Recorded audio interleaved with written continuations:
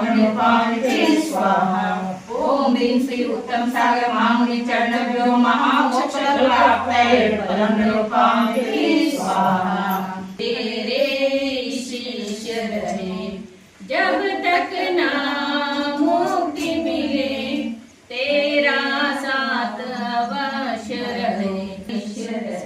ओम ह्रीं श्री परम पूज्य षट उत्तम सागर महामुनि चरणभ्यो अखंड ब्रह्मनिर्वाणिते स्वाहा।